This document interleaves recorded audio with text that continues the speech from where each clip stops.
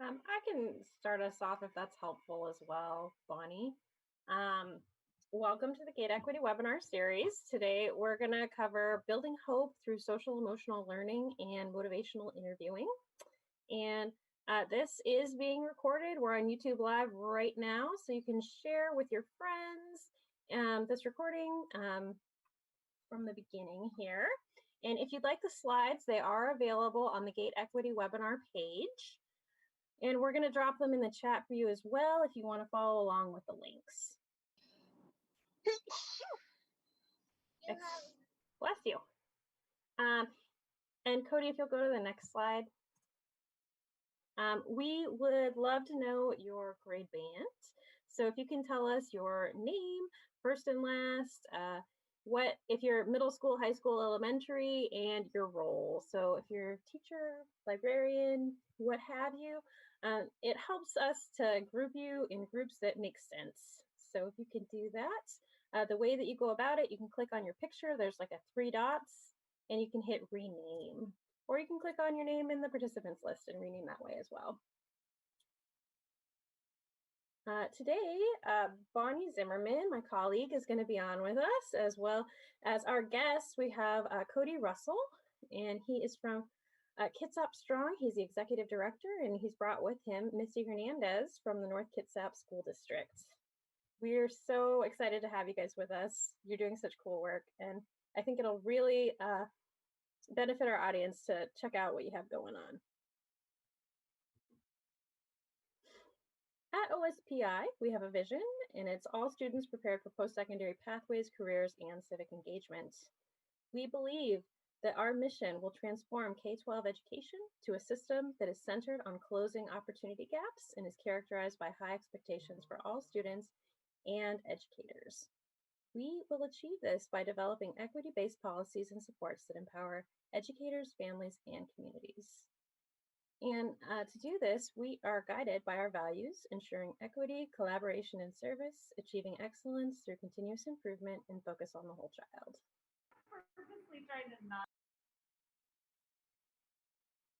We are also guided by our equity statement. Each student, family, and community possesses strengths and cultural knowledge that benefit their peers, educators, and schools.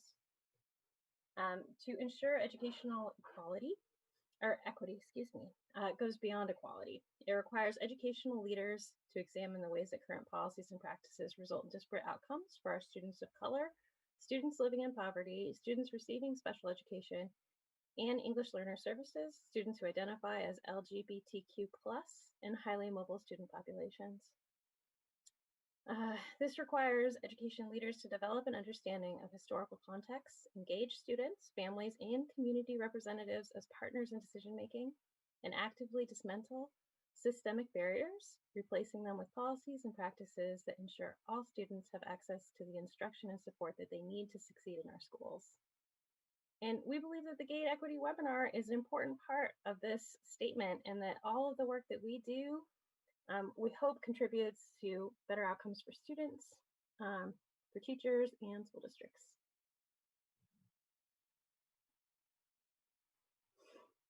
And I just want to check in with Bonnie really quick. Bonnie, are you still there?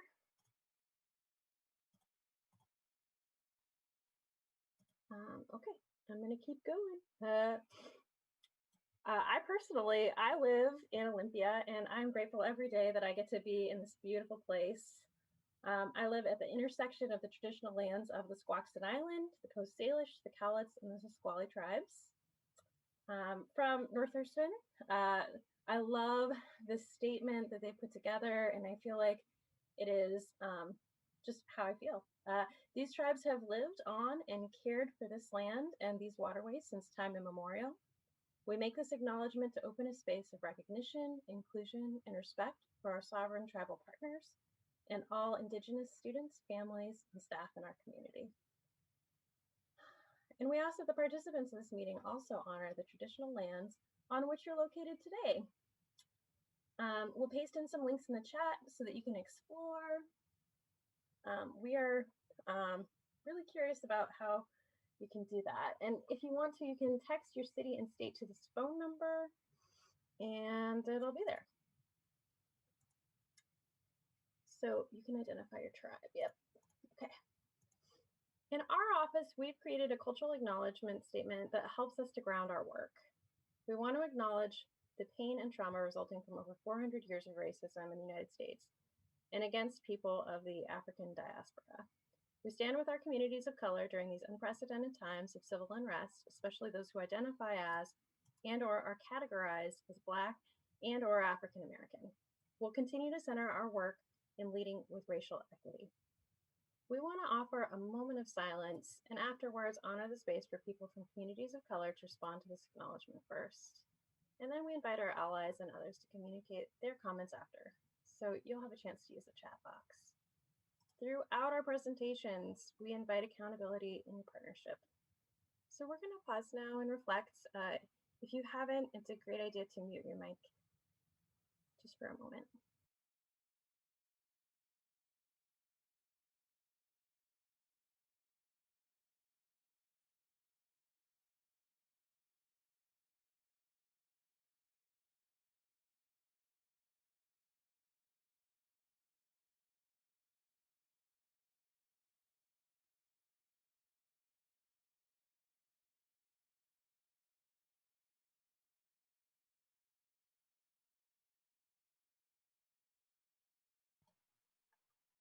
Thank you for participating in that moment of silence. Just checking in with the chat. I'm seeing a lot of participants from different places. I'm not seeing any specific responses to this, but if you'd like to speak, you can unmute your microphone and share with our group.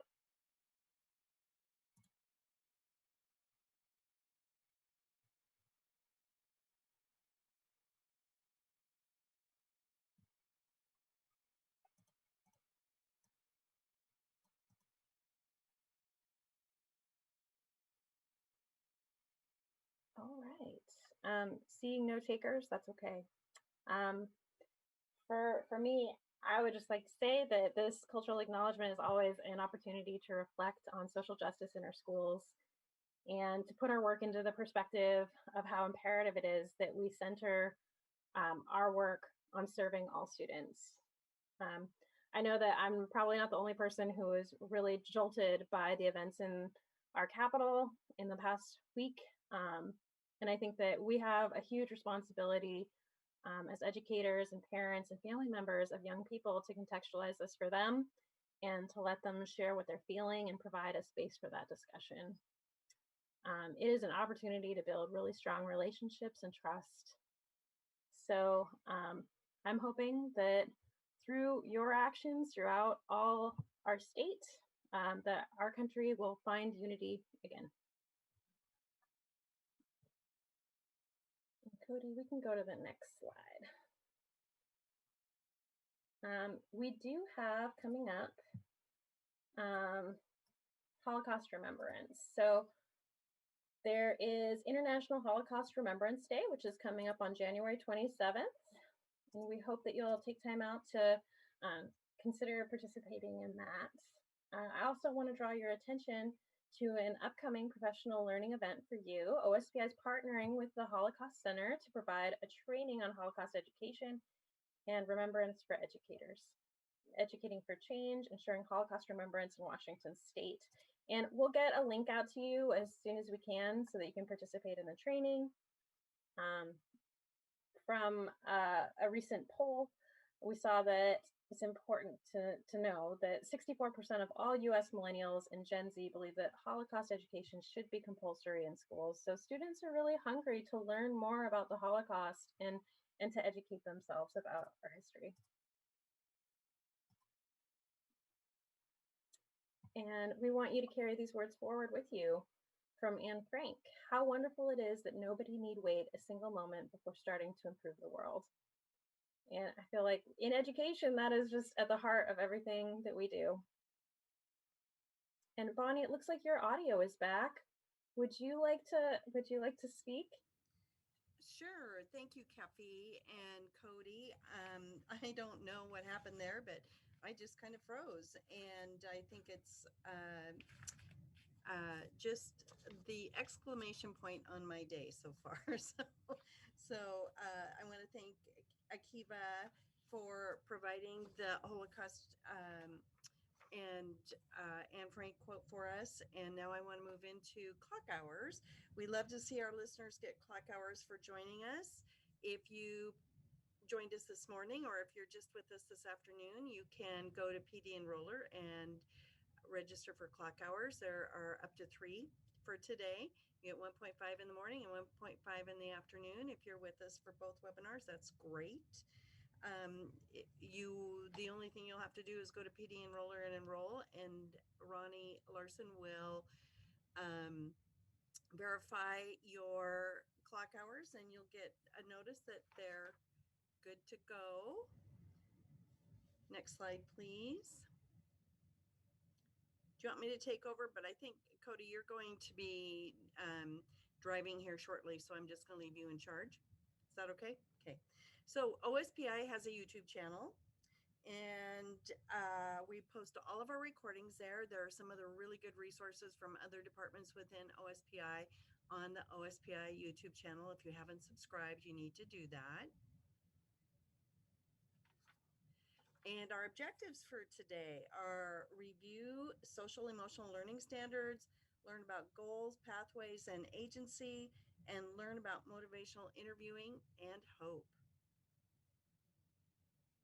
We're going to launch a poll right now. While we're launching the poll, this will let us know who's in our audience. We like to know who's here so we can tailor our content to what you need. I'm going to introduce Executive Director of Kitsap Strong, Kody Russell. He's going to be taking over for us. We are honored to have him with us. He does absolutely fabulous work over on the Kitsap Peninsula. He will be with us next month too, so this is kind of a teaser what he'll be presenting with us next month.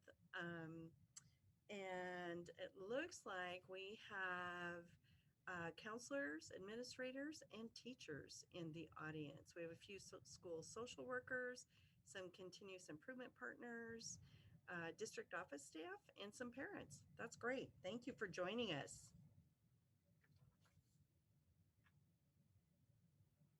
All right. Do you want me to go ahead and end the poll then?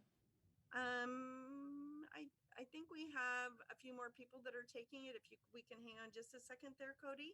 We're Sure. at 96 of 134, or 71%. For those of you who still want to take the poll, we'll leave it open for just maybe 20 more seconds.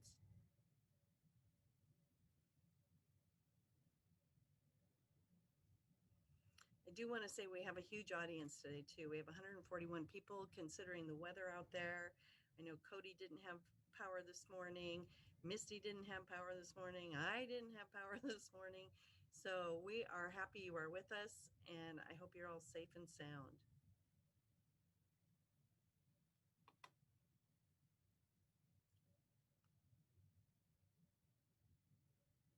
Take it away, Kody. All right. Thank you very much. Just close this out, I guess. All right. So thank you. It's an honor and privilege to be gathered together today in this virtual space to learn together and to be talking about something that I think we could all use a little of right now, which is hope. So thank you for joining together and for this opportunity. And I'm really honored to be working alongside Misty Hernandez, who is a teacher in our community who's taken this information and is doing an amazing job of applying it. So really excited about that. All right, so I'm going to dive right into it here. When we're thinking about hope, I invite you to go ahead and drop in the chat what you think of when you hear the word hope. Some of the quotes that resonate with me is this idea from Desmond Tutu that hope is the belief, is being able to see that there is light despite all the darkness. And another definition that I really like is hope is the belief that tomorrow will be better than today and that you have the power to make it so.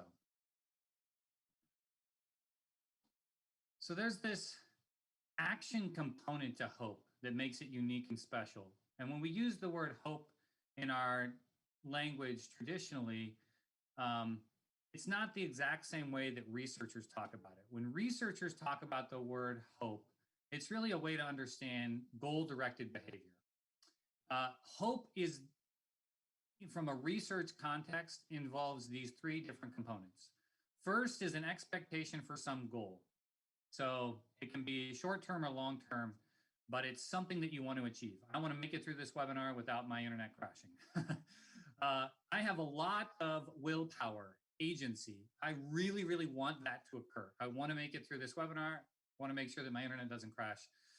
My pathways for that are a little limited, right?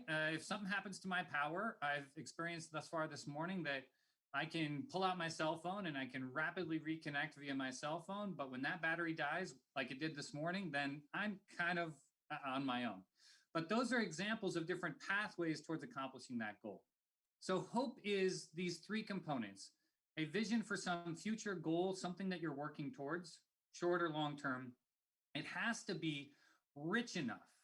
The goal has to be, you need to be able to feel it, so to speak, enough to actually drive your energy towards that goal. And then you need to be able to mentally construct the steps along the journey to accomplishing that goal. And agency without a pathway is a wish. So an example of this is, man, I hope that it's sunny outside. That's a goal that I have. I have a desire for that goal, but I have no pathway to accomplishing that goal. So that's really a wish in the way that the researchers talk about it. And I want us to acknowledge that if the behavior isn't habitual, it is goal directed. And even some habitual behaviors start off as goal directed behaviors. But really, hope is a way of understanding most human behavior as being goal directed. You may be trying to achieve something, or you may be trying to avoid something. It may be an avoidance goal. But it's a way to understand our behaviors. So I wanted to center this information and this knowledge around, if we are going to be goal directed in our pursuit of, and if our behavior is going to have a purpose behind it and driving our behavior forward, that is based upon our ability to be making a conscious and deliberate decision about our actions. So I'm going to introduce now quickly this hand model of the brain. So if you haven't seen this before, this is the brain stem. This is the hippocampus and amygdala. This is the fight, flight, freeze center of our brain. So down here in the brain stem, this part of our brain regulates our heartbeat, blood pressure, body temperature, those sorts of things.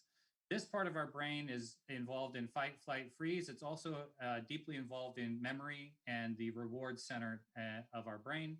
And then this is that all of the goal-directed behaviors, executive functioning, planning, prioritizing, decision-making, inhibition, response inhibition, all those things are up here in our corpus callosum, right? So when we flip our lid, we may act from a place of emotion. And we can flip our lid whether we're triggered by something that we're just feeling stressed, like in the moment right now. Maybe I'm losing some of my words because I'm stressed out because there's 140 people that I'm presenting to.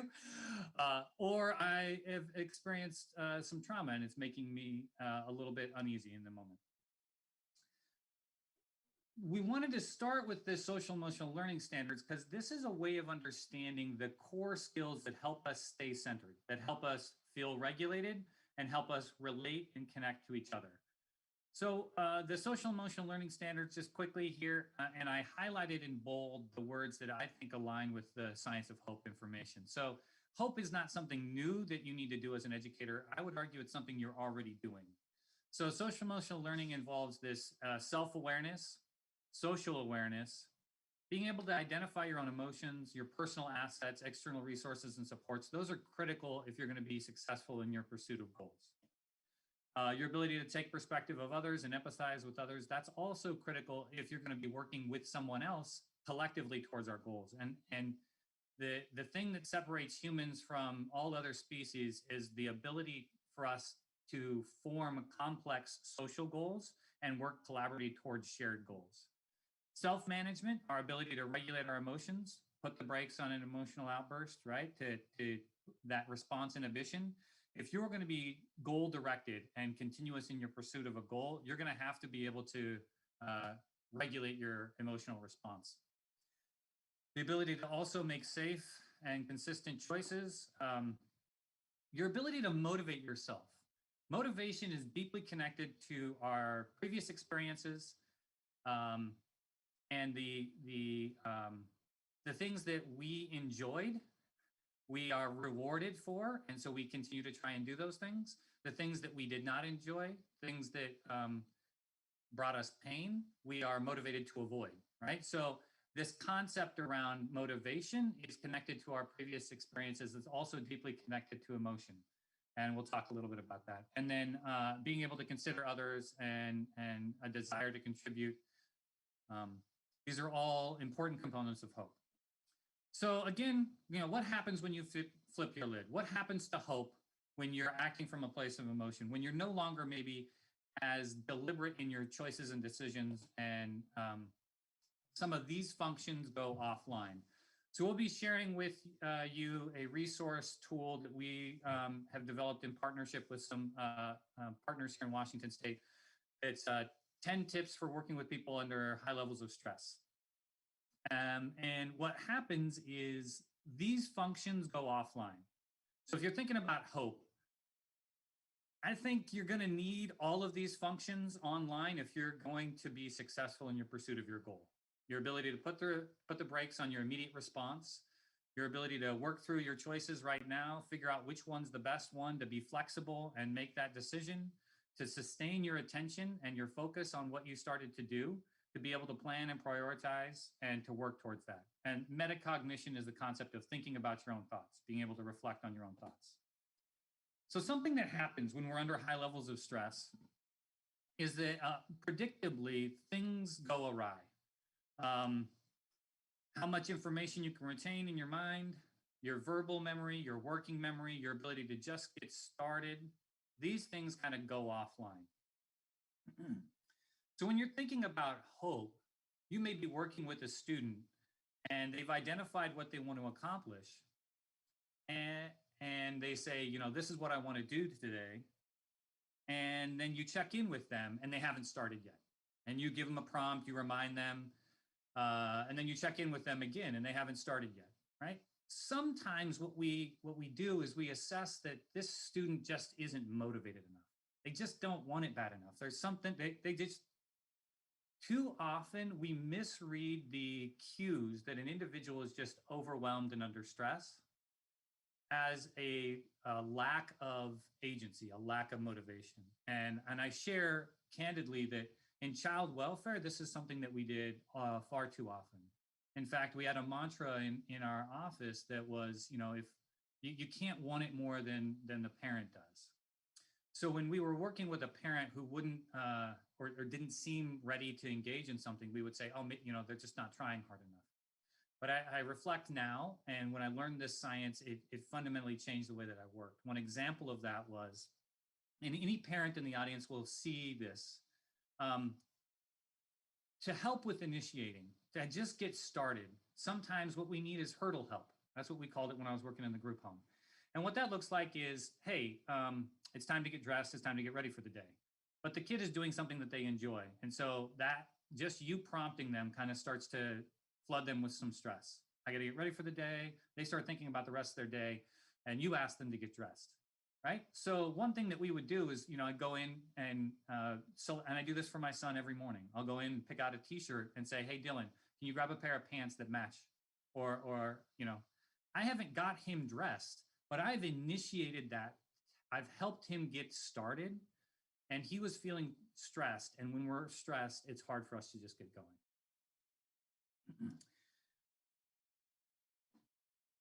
So does it matter our context, our perspective about a task that we're trying to do? I use this picture, this illustration of this silly picture of this young man who's trying desperately to enter this school. I use this picture because hope is a contextualized experience. What I mean by that is that I may be super high hope right now with regards to being able to get through this webinar. But if you put me in the cockpit of a plane and tell me I have to land that plane, I may be very low hope in that situation. I have no previous experience. This is a little overwhelming, a little daunting, right? So our perspective in a situation, I think it absolutely matters. And we can nurture hope. So you can nurture a sense of hope where even if you haven't had that experience, you've cultivated that growth mindset and that belief that I've done hard things before and I can do hard things again. And so you start to perceive around you the signs that tell you how to navigate towards your goal. Whereas this young man, and his perspective maybe, is that he doesn't believe that he can accomplish things. So he doesn't even see the sign that is clearly in front of him that may be a telling him the steps towards the goal that he's trying to achieve. So knowing that it's contextual, I do believe, and the research indicates, that you can nurture a sense of hope so that people enter into new activities with a increased sense and perspective that they will be able to accomplish this goal even though they've never done it before. And so people who are kind of high hope, they believe that the future will be better. They believe that they have the power to make it so. They believe that there are many paths to accomplishing their ultimate goal. And most critically, they acknowledge that none of their paths are free from obstacle. And I think that's the most critical point here around hope is not this, sunshine and roses kind of perspective on the world. It's not naive that, everything's just going to be good. It's a belief and acknowledgement that I've done hard things before. I can do hard things again. And if it's worth working towards, it's probably going to be hard.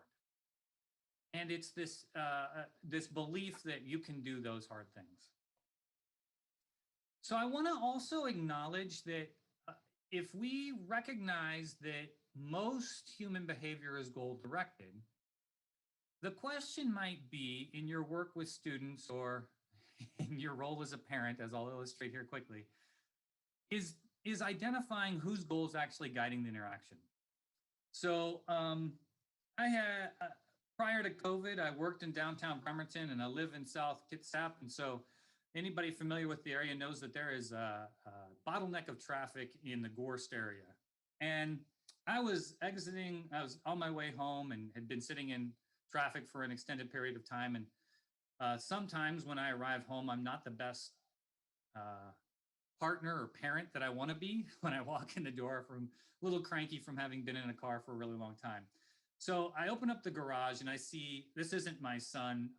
Couldn't find a picture of my son with a hammer, but I see my son on the floor of our garage, and he's got a hammer in his hand and he's got other tools and scrap wood. And it's clear that my son has a goal and that he is working towards. Now, Dad also has a goal, and it looks a little bit like the image on the right. I want to go in, relax a little bit. But I see my son there in the garage, and I'm excited to see my son. And so I get down on my knees and I'm like, hey, what's going on? What are you doing, right? And my son looks at me and says, Dad, where's the saw? I need to cut the handle off of this broom. So my immediate response was not to empathize with my son and to hear what he was trying to accomplish. My immediate response, unfortunately, was to try and salvage the broom. I said, we're not going to cut the handle off the broom, what do you need, right? And I go and actually find him a random dowel that looks very similar. For me, it's the exact same thing that he's trying to do. But because I wasn't listening, that's not what my son needed or wanted. Ultimately, my goal of making sure that we didn't destroy a perfectly good broom ended up winning, and my son ended up in tears in his bedroom. Later on, what I learned was that my son had been watching something with his mom on the TV about kids who went to a junkyard and took normal everyday objects and constructed things out of it. So for my son, the point wasn't finding a dowel. The point was taking a broom and making something out of it. But because I didn't listen, I allowed my goal to guide that interaction. And guess what? We still have a perfectly working broom. But that may not have been the way that I wanted the interaction to go down. So I share this, and I share this image here real fast around behavior, is that my context and perspective on behavior is that behavior is a means of communication. It's also a way of getting your needs met. And this imagery of the iceberg is important for anybody who understands the physics here. If there's a behavior in your classroom that a student is bringing into your space that you don't want in your space, you are thoroughly capable of stopping that behavior. If the kid's biting or yelling out without, and interrupting. I'm certain that you as an educator have strategies to address that behavior. But what happens with the iceberg when you chop the top off of it? Well, it's basic physics. All you're doing is creating a new top. So if you address that behavior, but you don't address the underlying forces that are driving that behavior, and it might be unresolved trauma, that this individual has some trauma, has some adverse childhood experiences, or it might be that this individual has an unmet basic human need, like a need for attention, a need for a sense of power and control, a need to feel safe. And these are basic human needs. And we can address the behavior, but if we don't address that basic human need, all we're doing is going to be finding new and different tops to this iceberg as that individual struggles to find a way to get their basic human needs met or to feel some sort of resolve for the some sort of healing from the trauma that they've experienced. So this is why I love the science of hope, is that I believe you as educators are already doing this. And it's really simple. It starts with this goal, a cognitive endpoint. It has to be purposeful enough to drive your behavior. You have to need it enough to motivate that behavior, want it enough. It's about a pathway, and it's about the neurological capability to construct numerous different ways to achieve your ultimate goal. And that this is a skill. This is a skill that you nurture through that kind of growth mindset approach that you use, that you build with students. And it's also about agency. Agency is that willpower that you have to put the energy into accomplishing your goals. The last bullet point there on agency, the one that I want to draw your attention to, is that our motivation is fundamentally connected to glucose levels in our brain. And to illustrate this quickly, when I was working in child welfare, I was 120 pounds heavier, and I wanted to be healthy, but I had, so I had a goal.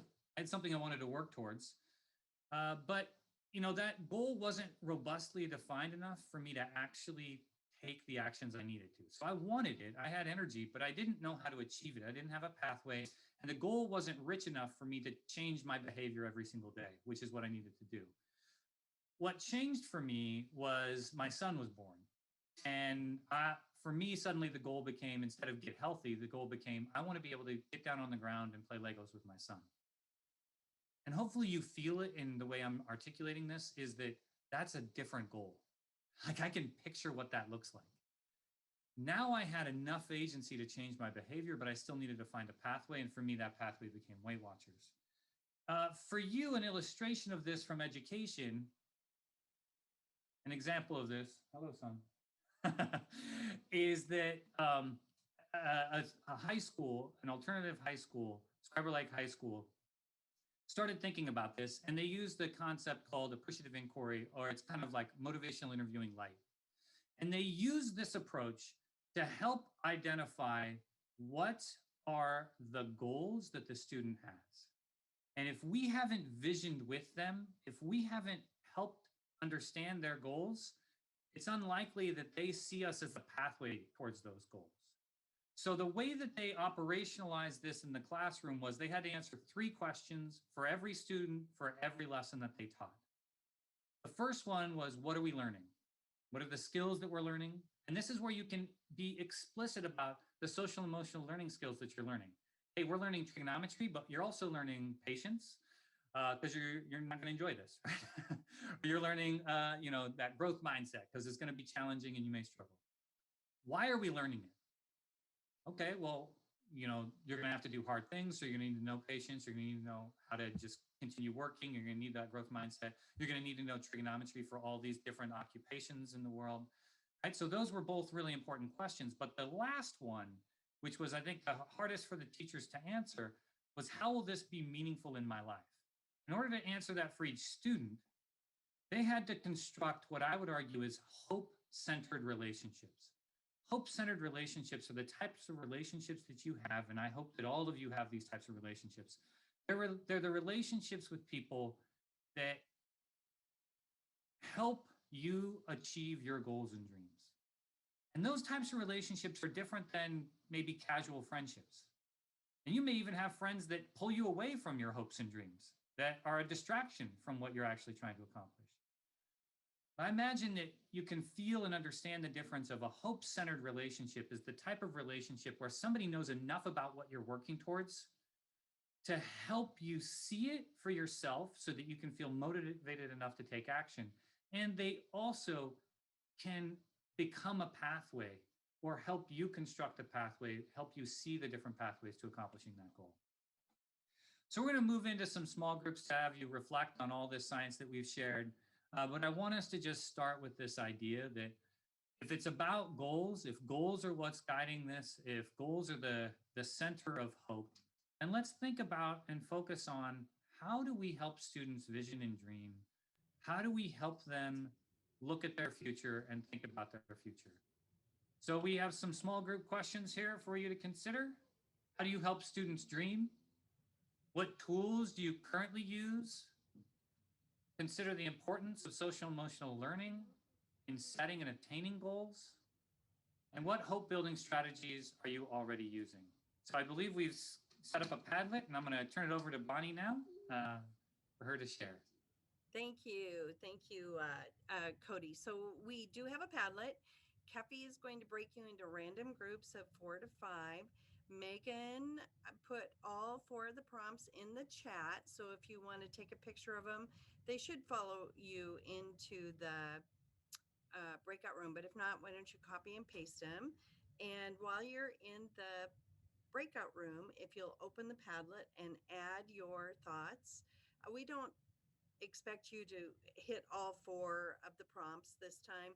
Pick 1 or 2 that your group really wants to discuss. And if you have thoughts on the others, go ahead and put them in the Padlet. Are you ready, Kepi? Ready to go. I'm going to open all the rooms. Okay.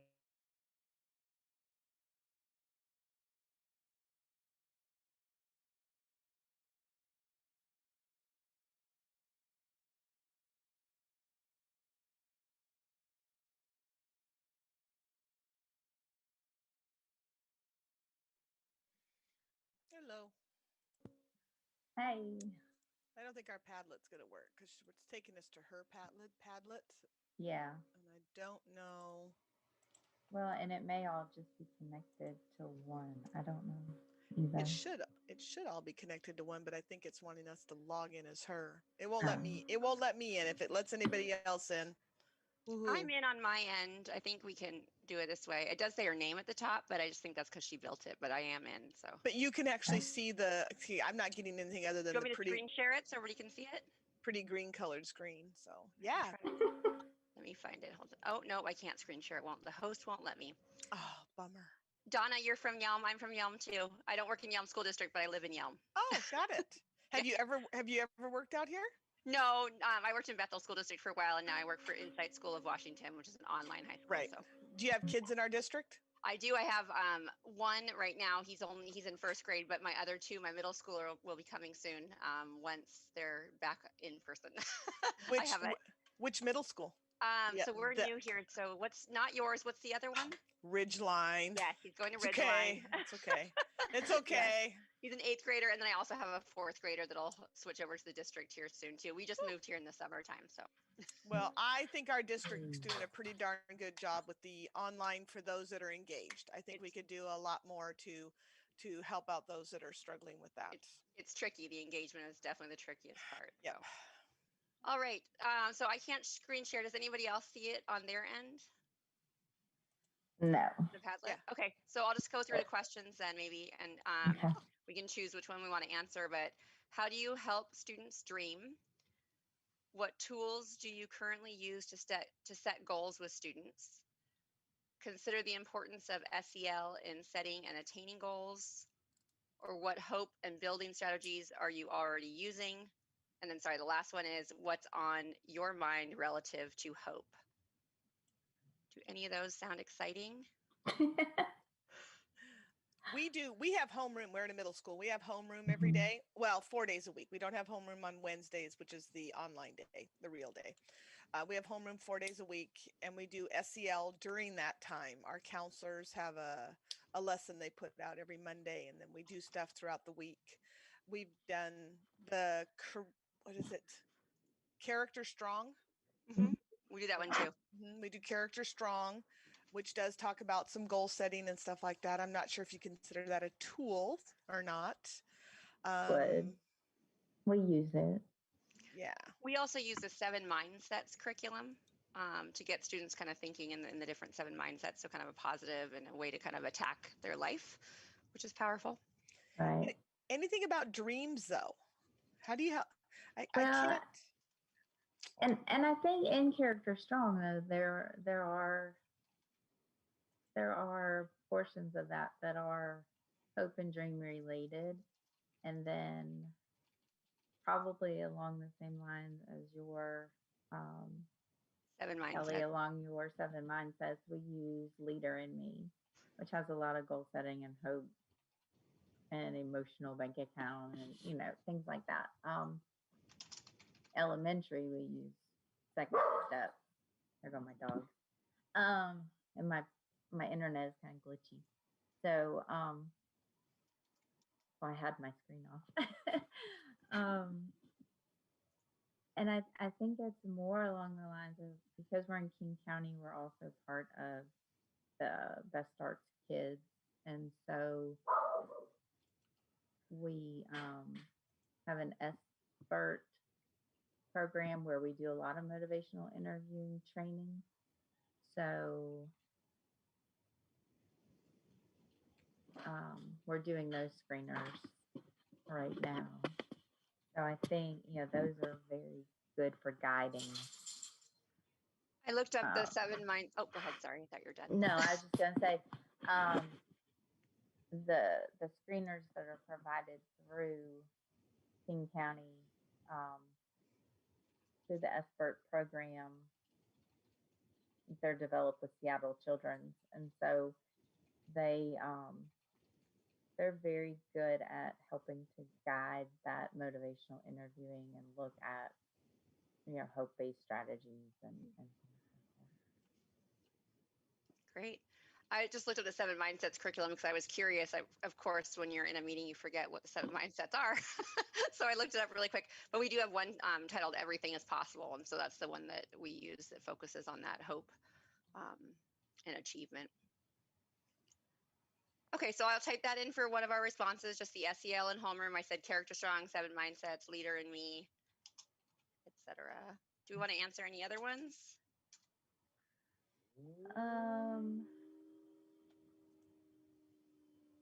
Oh, there you go. Who got to share? Awesome. I don't know. Well, I got in. I was just looking around. But someone was able to share on the screen. That's great. Yeah, sorry. Oh, there you are. Hi. I had to step away for a second. I'm here solo with my 2 boys, and my 4-year-old apparently got really excited playing with his brother and had an accident on the floor. So I got that all taken care of. Life happens. It happens. Yes. This is life, right? So. Yep. We are still completely remote, but I'm the counselor, so I have an SEL group with all of the age groups every week. And then the high school and beyond planning with the high schoolers, a class with that as well.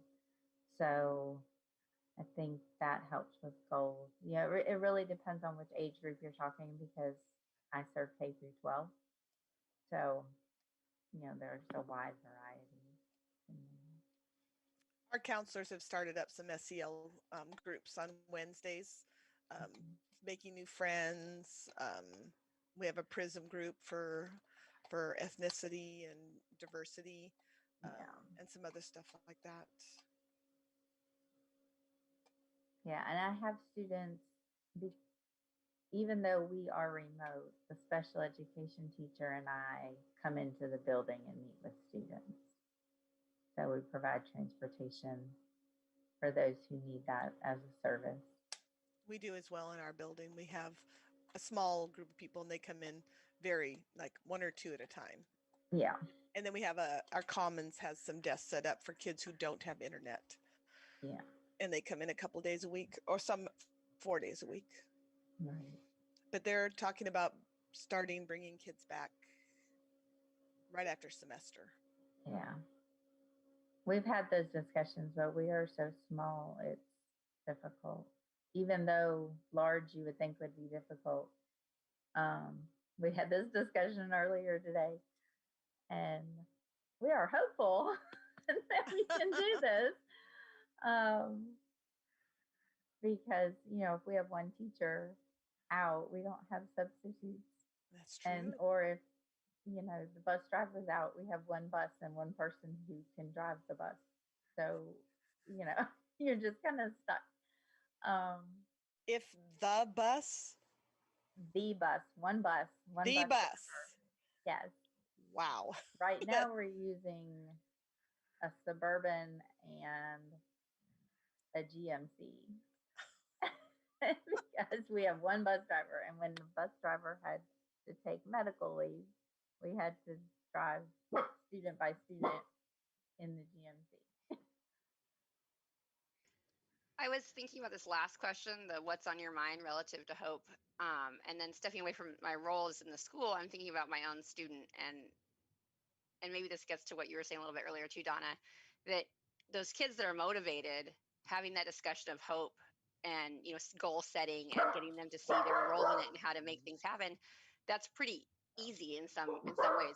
It's the kid like my own 13-year-old that does not feel that he can do it, right? And he's a 504 kiddo, ADHD, has struggles in school, and yet he's got a mom with an educator background, so he's not going to fail. I'm not going to let him.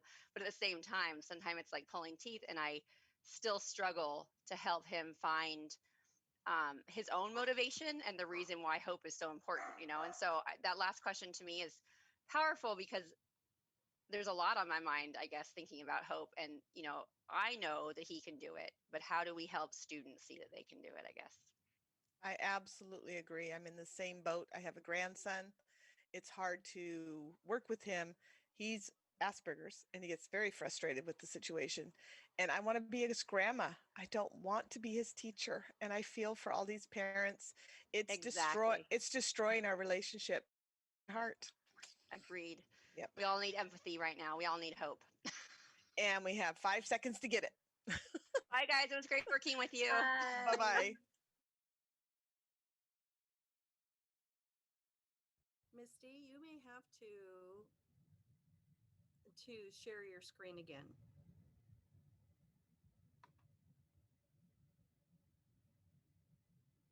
So while everybody's coming back, I've been reviewing the Padlet. There are some great things in the Padlet. Is there anybody that wants to share? If you want to put in the Padlet that you are willing to share, we'll call in a couple of different breakout rooms just to share for a few minutes. Can you share the link to the Padlet one more time? Sure. Hang on. Let me copy it here. Oops.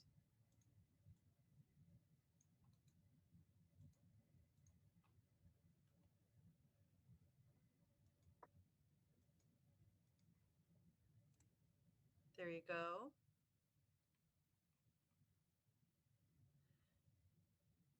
Okay, Karen says they'd love for Lance to continue on his comment and share with also. Lance, do you want to unmute yourself and share? Sure. Just real briefly, the question was raised in regards to, I work at OSPI in the CTE department, Business and Marketing Pathway Supervisor, and the role of CTE in helping students reach their dreams and an alternative pathway as we recognize graduation options for students and just how we're addressing the options for students to find success based on a career choice and option. And so a lot of work that we're doing there and excited about being a part of providing that opportunity for students. Great. Thanks, Lance. And Brian, you have your hand up. Is that so that you can share? Is that what you'd like to do, a share, or do you have a question? Sure. Okay, perfect.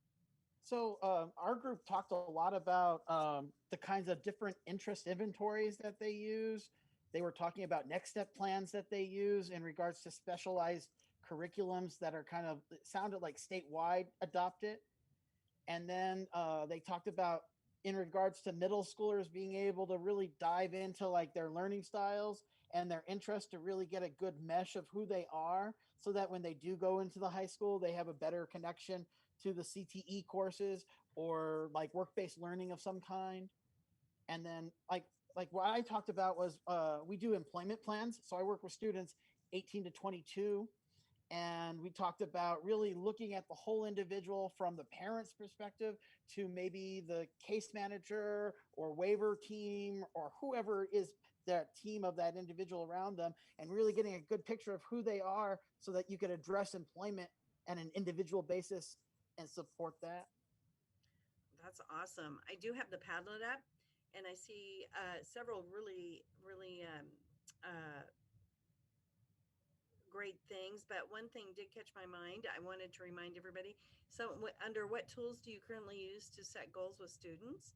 And someone mentioned mentoring, and this happens to be National Mentoring Month. January is, so that's a great one. Parent training, mental health support, self-analyze. Under consider the importance of SEL in setting and attaining goals, recognizing students' concerns and anxiety, and especially right now with our kids having been home for so long, I'm sure there's a lot of concern and a fair amount of anxiety too. So with that, I thank you all for taking part in our breakout rooms, and I'm going to turn it over to Misty Hernandez from Kitsap School District, and she is going to share her experience with a hope-centered classroom, and she's going to share some student voice. All right. Hello, everybody. First of all, I just wanted to say that 2 years ago, my school applied and was accepted to be a part of a collaborative learning academy that is funded through Kitsap Strong.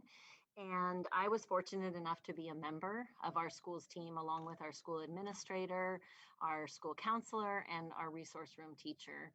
And our work in that cohort revolved around us gaining a shared knowledge about topics like ACEs and near science and being trauma-informed, social emotional learning, and social issues. And through that, I also got to learn about the science of hope.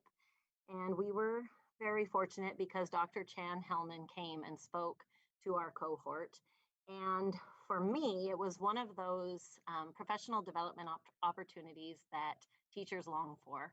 I gained so much information in a short amount of time, and I could not wait to get back to my classroom and share what I had learned with my students, and also back to my school to share what we had learned with our staff. So the first thing that I did was I gave my students the hope scale, which Dr. Hellman talks about. And the hope scale that I did was for children. It starts at, I think, age 7 and up. And my students, I didn't go over the definition of hope or anything like that. I just asked them to answer the 6 questions honestly. And they, when they returned them to me, I had one student who wrote this on her hope scale. And it says, I think I'm a mistake. I have depression. I think I'm awkward. I feel dull every day. And of course, it broke my heart. First of all, this student, I would have never expected this from her. Just that she was feeling this way about herself. She was outgoing and bubbly and super friendly on the surface. She was very quirky, but I would have never known that she was feeling this way about herself. And so it broke my heart. And it told me, I knew that I needed to be an agent of hope for her, and I needed to work on checking in with her and making sure that she was feeling seen and heard. And I also reached out to several of my staff members that I knew had connections with her and asked them to be a champion for her. So first of all, the hope scale, just this right here, was so worth it to me because I found out something about a student that I didn't know. And I'm someone who prides myself on building relationships with my students and feeling very connected with them, but I don't know if she would have ever shared this with me had I not given her the hope scale. And of course, in addition to her, I learned things about all of my students through the hope scale. I learned which students had high hope and which students didn't. They had low hope, and maybe which ones didn't feel like they had the pathways to be successful and which ones didn't feel like they had the agency. So again, the hope scale, just being able to give this hope scale to my students was very meaningful and impactful to me. And so I wanted to continue with this work with my students, and I really wanted to share with them what I had learned from Dr. Hellman about the science of hope.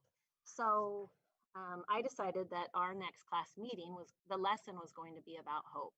And so my kids know our class meetings are every Monday morning, and they know the routine. I greet them in the hallway, they come in and unpack. And then there is a Mindful Monday prompt up on the board. And so I made this prompt about hope. I wanted to just find out what hope means to the students. And so I'm going to read to you some of their responses that you might not be able to see through the sticky notes. So they said things like that you will lead yourself to greatness and brightness, not giving up on stuff, believing in something or someone and learning that you can depend on people. I think it means if you do bad, there is still good in you. It means that if you fail, you keep trying. It brings you good vibes when you need it. So those were just a few of the students' examples for what hope means to them. So then when the kids, we go to the back of the room and sit on the carpet and have our discussion. And so the kids were sharing these responses with me and each other. And then I started to present my lesson on hope. And the first thing that I did was define hope. And I know Kody's already shared with you the definition, but I told them that it's the belief that tomorrow their future is going to be better than today, their present, and that they know that they have the power to make it happen. And I repeated that for them. It's the belief that tomorrow is going to be better than today and that you have the power to make it happen. And then I talked to them about the idea, same thing, kind of something that Kody shared, just the idea that oftentimes when we use the word hope in our language, oftentimes it's more like a wish, like, I hope it doesn't rain tomorrow. But really hope is action. And it's thinking about the things that we can do, the pathways that we can have and the agency that we can have to make tomorrow better than today. Dr. Hellman gave a really great analogy in his presentation about hope being like Velcro that really stuck with me. And I thought it was something that might stick with the students. And he said that the more that hope is like Velcro, and the more that you nurture it, the more that other positive characteristics will kind of cling to it, like perseverance and resiliency and bravery. And then I also talked to them about goal setting, because in class we do a lot of goal setting. But for me, what I walked away from when he spoke was making it more meaningful, making it in a way that the kids really get to think about what their dreams are for the future, what they aspire to be, and trying to figure out, like, what are the steps, what are the pathways that are going to get them there, and what we're doing in class each day is going to help them get to where they want to go. And so just being more meaningful in the goal setting and not just seeing it as like when we set a goal, it's just an assignment in class. It's something that we can do to help us get to where we want to be. And then I asked them the question that Dr. Hellman asked us in the presentation. I asked them where hope comes from. Do they think it comes from within, or does it come from without, beyond? And we talked about that. And then I told them that it comes from both, that people that have high hope, it does come from within, but there are people in our very classroom who have low hope or who might have lost hope, and that we can give them hope. We can be agents of hope. I liked the phrase Dr. Hellman said was that hope is a social gift. And so I wanted the kids to understand that we can be agents of hope. And I wanted them to think of ways, like, what are things that we can do to be agents of hope? And we brainstormed and came up with ideas, and really it came down to how we treat people.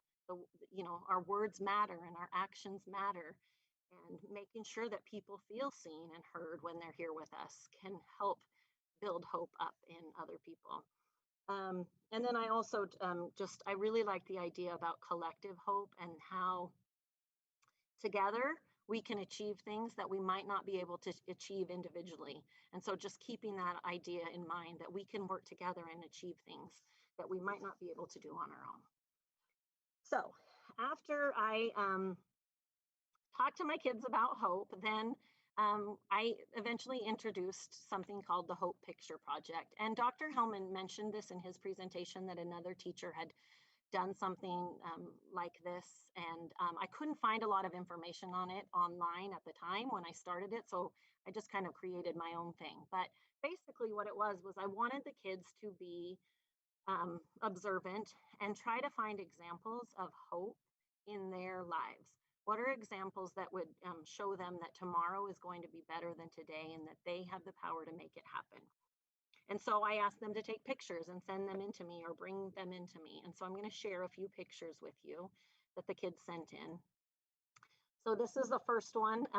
It's kind of enlarged. So, but it was this student in particular that brought this in. It was his first tribal canoe journey that he was a part of the summer prior to this. And it was an experience that was really meaningful to him and to his family and to his community. And so this was his example of hope, the tribal canoe journey.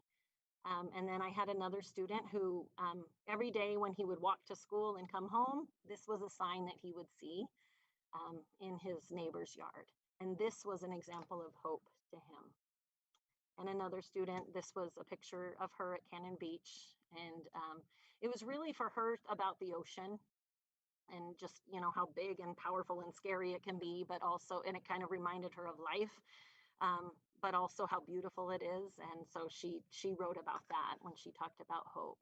And then another student had the picture of a sunset, and she talked about more, I thought it was really interesting because she kind of focused on like having a bad day or not making the best choices or the day not going how you want it to. And the idea that the sun goes down and you can go to sleep and then the sun's going to rise in the morning and you get a fresh day, a new day to try again.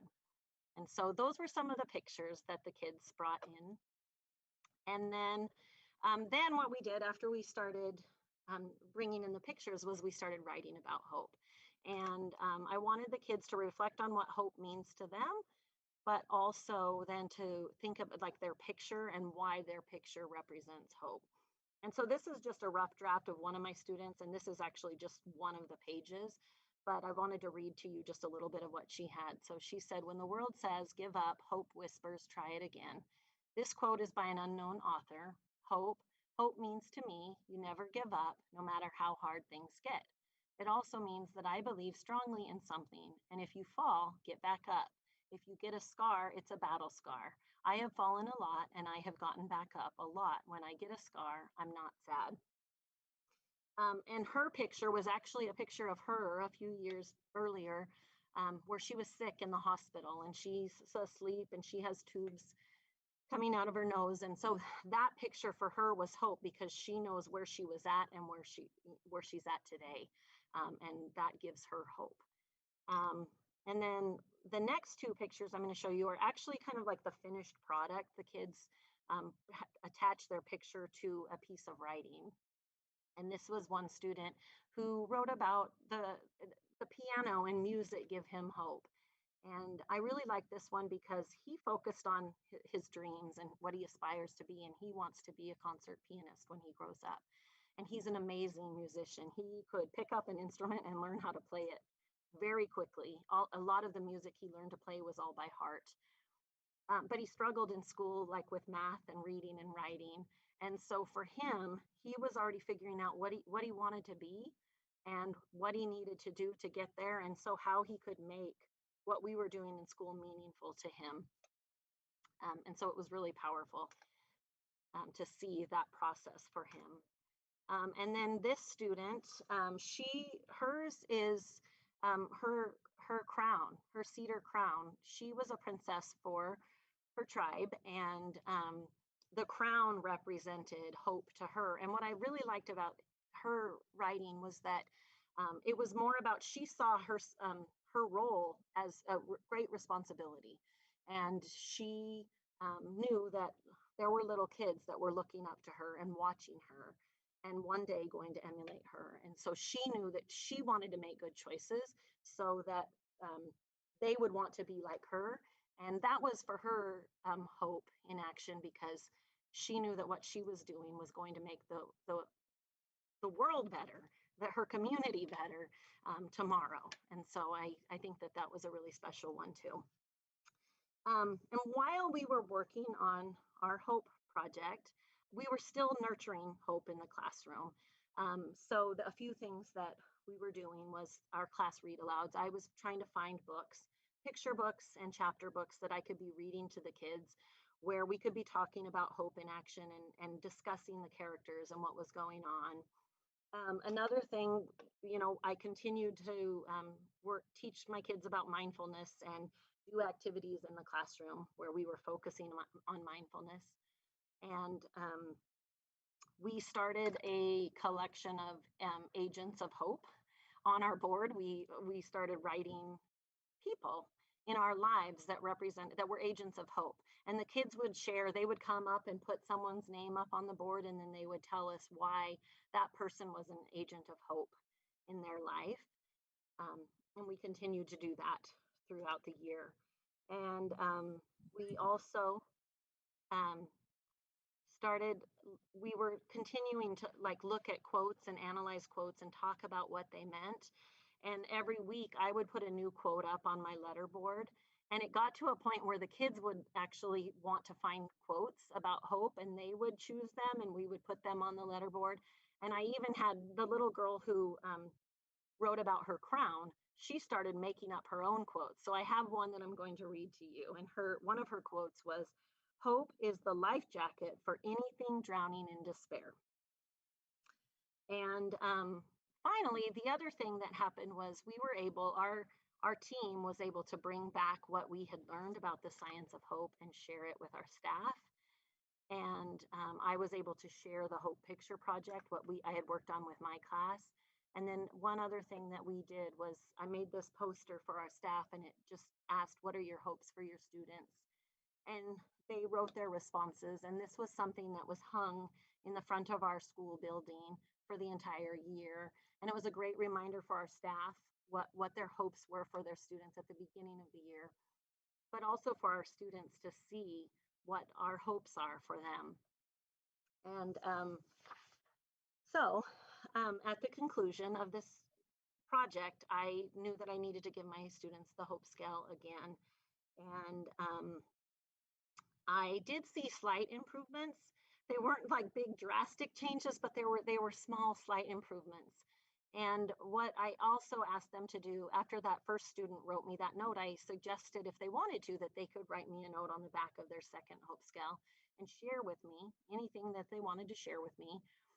Several of them wrote and said how meaningful the Hope Project was to them, but I also had some students share some other things and other concerns that I wanted to share with you guys. So the first one, this is the girl who wrote the first time to me, telling me that she was depressed and felt dull and awkward.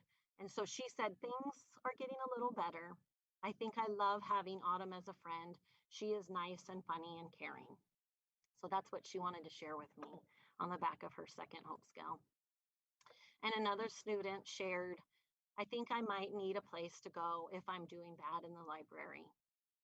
And I loved this because I could see that she was she knew that that was an area where she struggled, and she was asking for help. She was asking for a way to be successful in a place where she wasn't always successful, and it didn't always work for her. And this one broke my heart. This little boy said, can I just sit by myself in the back? That way I won't bother anyone. So again, for me, he was reaching out to me to let me know that he was hurting. And so it was another way for me to connect with him. And then this student told me things that I didn't know. Dear Mrs. Hernandez, I've been doing very good since I have been going to counseling. Many things have happened over the summer. I've had many thoughts of hurting myself, but actually schoolwork has helped me. So I I took these as a great sign, just that for one, that the kids felt comfortable enough to be sharing these things with me. But also then it was like I knew that there were more things that I needed to be doing to be an agent of hope for these kids.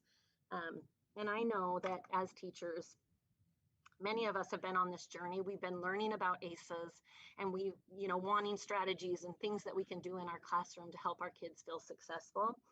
And I just really believe that the more that we can talk to our students about hope and share with our students what we know about hope and help them think about their dreams and make those meaningful goals that really are going to help them see that what we're doing in school and is going to help them achieve their dreams, then I think that that's going to make all of the difference. And I believe that most of us, many of us, all of us do this daily with our kids. We're always working to help them achieve their dreams. And I think that we're all agents of hope. So that is the end of mine. Thank you, Misty. I'm going to take over. I have a couple of things that I want to share that I don't think you have on your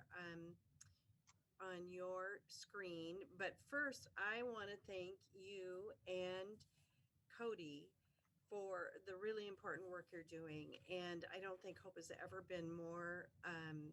Can you see my screen? Can you? Okay.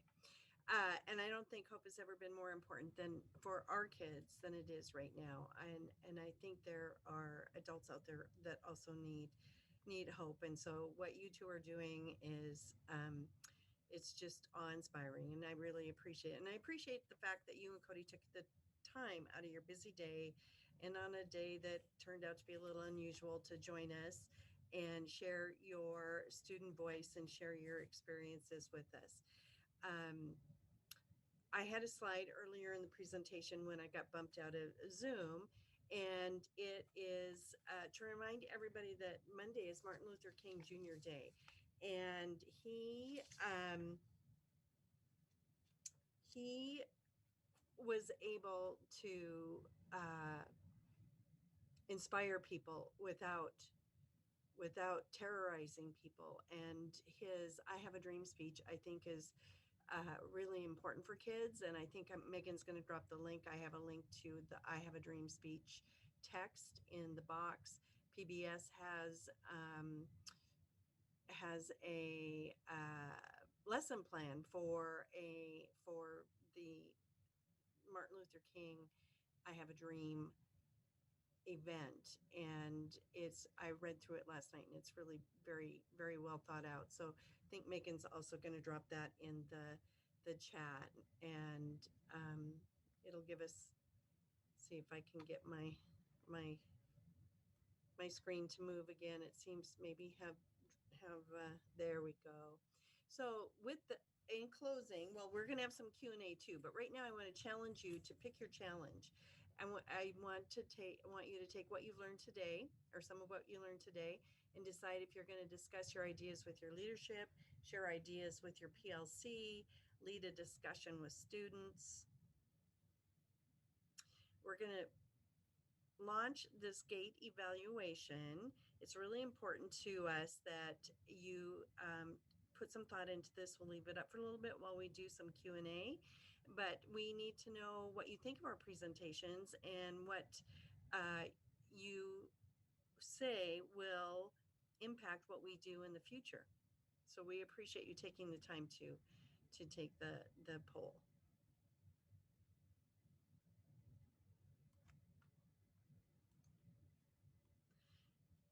If you have questions and you want to put them in the chat, or if you don't have questions, then, and I seem to have lost my chat among other things. So if Kepi or Megan can help me, I would appreciate it. Maybe Misty or Kody can speak up if they see something in the chat.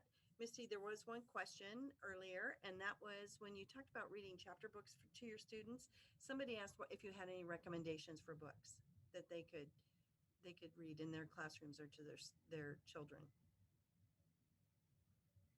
Yeah, so a couple of the books. Well, one was I read it's a picture book, and it's called A Flicker of Hope. And that was great. And that invoked a lot of conversation and a lot more of sharing also. I got a lot of notes from kids after I read that. But we also read the book. They're both by Catherine Applegate, and one was called Wish Tree, and another One and Only Ivan. They were the kids liked reading both of those and talking about hope within those books. And then another book is Walk Two Moons. There's some conversation about hope in that book, and so those are a few that I can think of off the top of my head. But great. And if you see any, I think I'm going to try and share the Padlet. There are some great ideas in the Padlet. If you see anything else that you want to answer in the chat, just go ahead and answer it. I'm going to move this. I don't know if you can see it. My chat came back. Yay. So I here under how do you help students dream? And what the first one says, I always ask my kids what their dreams are. What are things they want to do later in life? How to define dream or goals. They start out by asking them their interests, gauge their familiarity with the word dream and goals.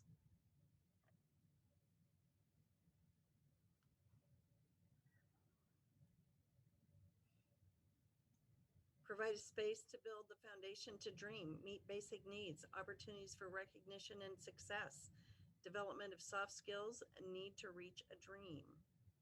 Now, what tools do you currently use to set goals with students?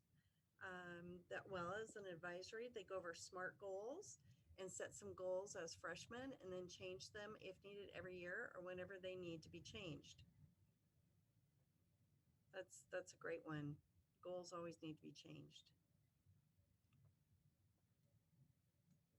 There it is. And will there be a list of resources mentioned going out available online? Yes. And I also have everybody's email addresses in a spreadsheet from the Zoom registration. I can also send out the resources in an email. I'll get that done. And I think I'm going to save this Padlet and include the Padlet too, because there are some great things in here. And Bonnie, I also wanted to mention, just as a reminder, you can download the presentation from our Gate Equity webinar webpage, and that has all the links embedded in it. Yes, it does. Hi. So there is a column here that what's on your mind relative to hope, and Anne Gallagher says concerned about messaging or a focus from districts and OSPI about a major focus on learning loss, which can create unintended consequences of creating anxiety and feeling hopeless. I'm too far behind. I've heard I just don't understand. I need more time. Yeah, that's a great question, and I'm not quite sure what's going to be done. Kody, Misty, any thoughts?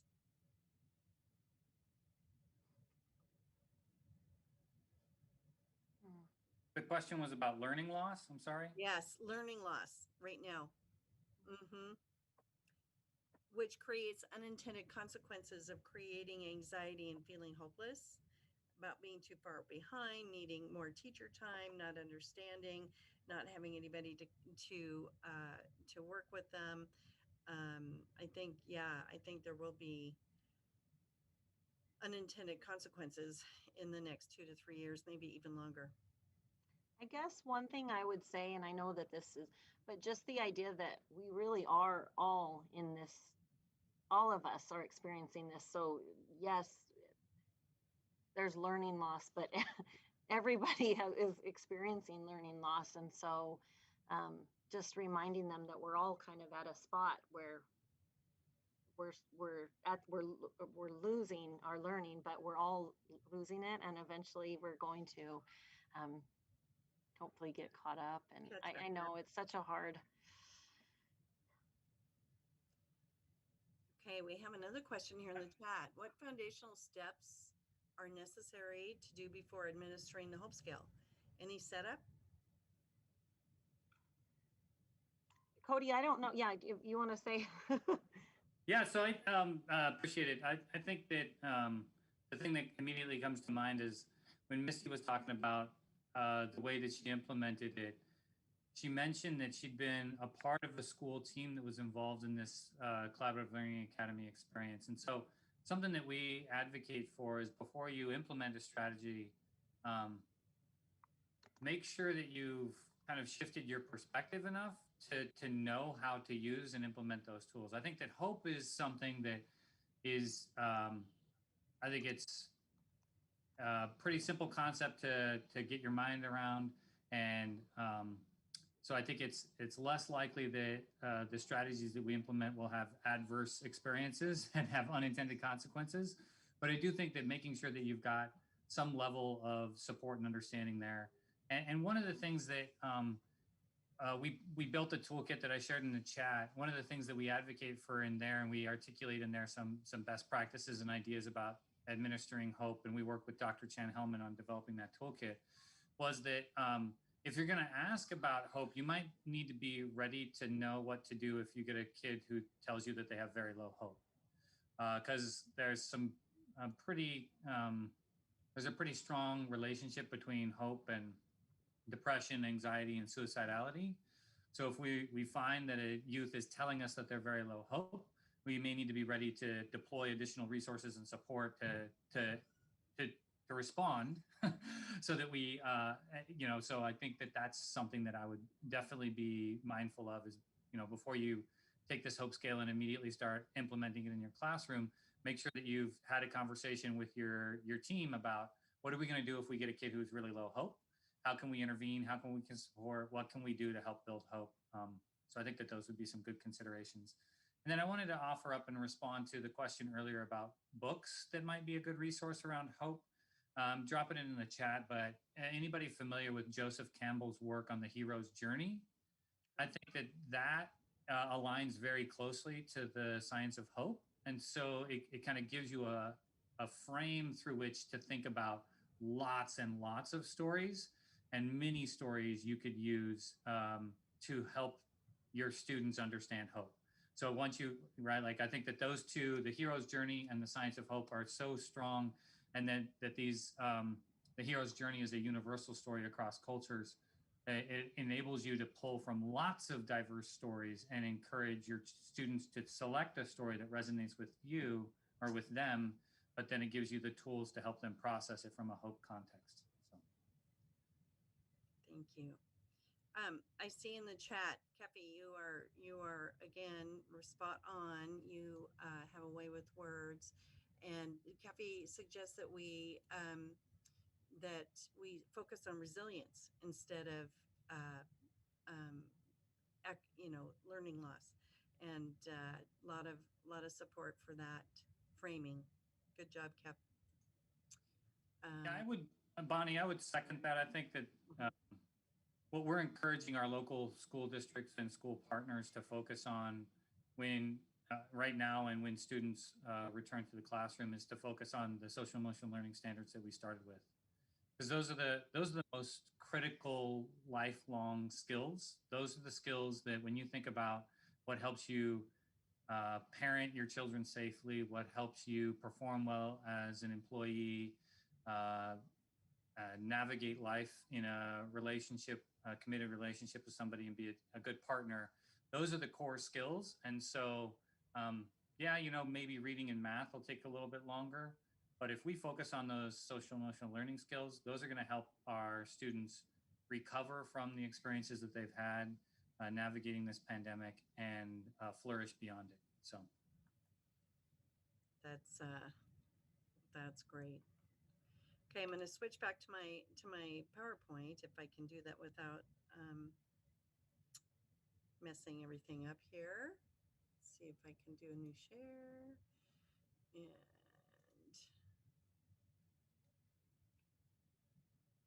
so we've done the Q&A. So we're going to launch another poll, one more poll. If you're still in the room, I'd really appreciate it if you would take this. This year we had a new format. We went from 1 hour to 90 minutes, including a breakout room or two, depending on what the presentation was, and there were various links. But we would like to know what you thought of that. as we start planning for next year, that will impact what we do. I know that some people don't like breakout rooms, and we like to give them the option of staying in the main room and instead of going into a breakout room. So if you could take just a few minutes and answer these questions, we'd really appreciate it. And then resources, the Hope Scale data from the Healthy Youth Survey. We were provided information from our program supervisor, Emily Mon. She gave us some information. There are questions about hope in the Healthy Youth Survey. There's a link I think Megan is putting in the chat. And like she said, if you get the presentation off our Gate Equity webinar page, all of these things are linked. Strategies and tools for digging into difficult conversations with teens. And then our OSPI newsletter. January our focus was relationships, and there are a lot of good things in there. There are good resources, there are good tools, there are professional development opportunities, there are reading articles to read. So if you aren't a subscriber, if you go to our System and School Improvement homepage, you can sign up. And also all of our archived OSPI newsletters are on that page.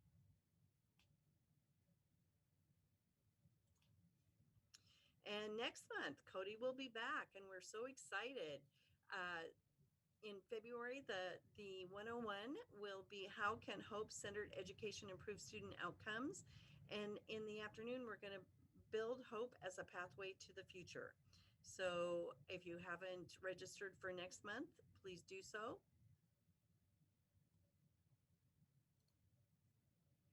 And my name is Bonnie Zimmerman. Kody Russell and Misty Hernandez were with us, and these are our this is our contact information. So if you have any questions about today or hope, just give us an email. We'd be happy to help you. And as I said earlier, January is National Mentoring Month. So thank your mentor if you have one, or if you are a mentor, we thank you. And that does it for us for today. If there are any more questions, please let me know. I'm going to hang around for a little bit, but I think that this was awesome. I mean, I needed hope today. I need hope every day, but today mostly it was quite the day. So thank you, Kody. Thank you, Misty, for taking time and spending it with us and sharing your experiences with us, because it was awesome.